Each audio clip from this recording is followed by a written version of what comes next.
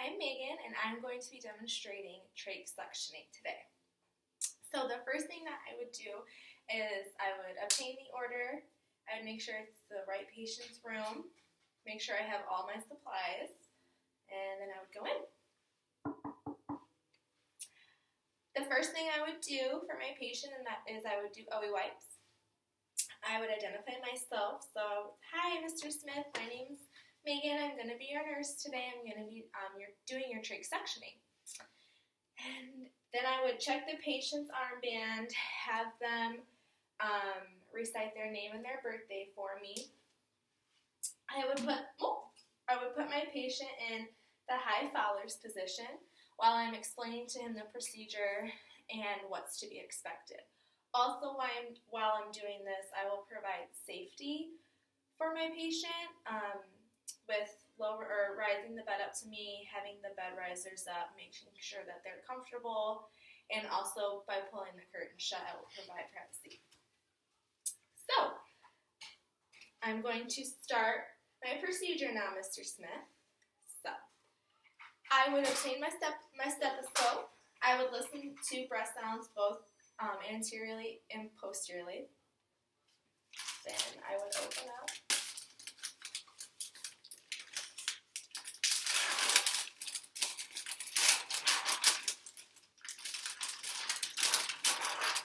Open up my kit.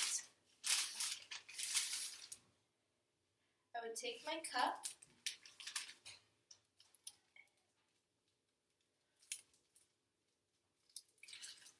And I would make sure not to contaminate the inside.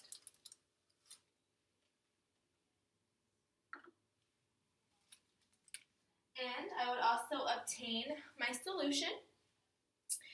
When I do check the solution, I'm going to check and make sure that it is not expired and that it is still usable. I'm also going to make sure that if it was used, that it is less than 24 hours old and that it is signed and dated by whoever used it last to make sure that it was still good. And then I would put the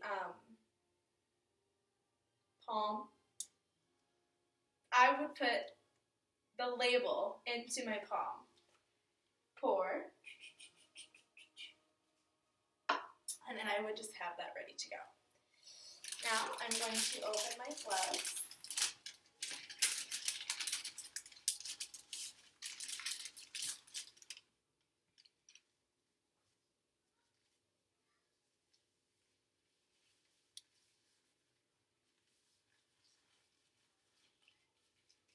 And I'm really making sure that I'm only touching the inside.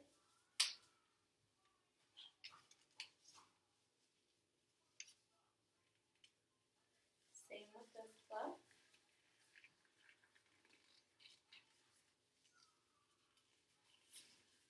Okay. Now that my gloves are on, I'm going to take my catheter.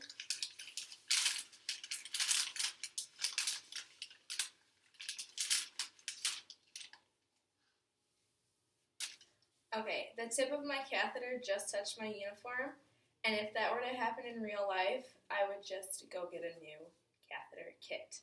I would not use this one. So, I'm going to realize that my right hand is going to stay sterile the entire time, while my left hand is going to be controlling the suctioning right here. So, Mr. Smith, I'm going to be putting this catheter down into your trach opening, and I'm going to help with some of that congestion that you have in your lungs. So I'm going to hook this up to the wall suctioning and make sure that's good to go. Okay, everything's good. So I'm going to go ahead and take my ambu bag with my non-sterile hand, my left hand. I'm going to disconnect them from their oxygen, and I'll ambu 3 times. 1, 2, 3. And you can ambu up to 6 times, but I personally like to do it only 3. Unless your patient obviously needs more or asks for more.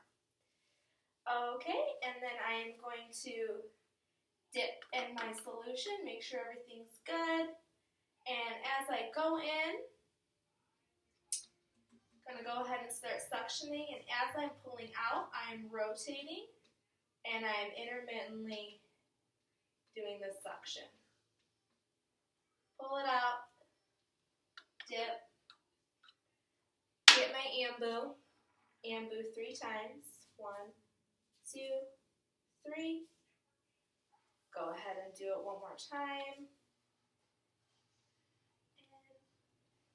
And rotate slowly on the way out while I'm intermittently suctioning with my left hand. Pull it out. I'm going to ambu again. 1, 2, 3. And if my patient did need a third round, I could do it a third time, but they're okay with just 2. So then I will go ahead and hook them back up to oxygen.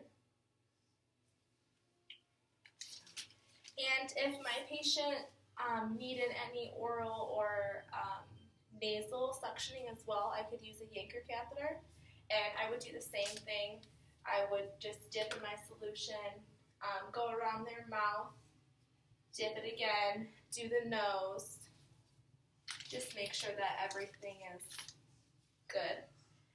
And then after that, I would make sure the first thing I would do is hook them back up to their oxygen so that they could breathe. I would encourage them to cough. I would, get them water, kind of let them just relax from what just happened. And then I would lower my bed, put everything back, discard of all of my garbage, lock the bed, lower the bed, grab the call light, grab all their belongings, make sure everything's okay, and yeah, trach sectioning.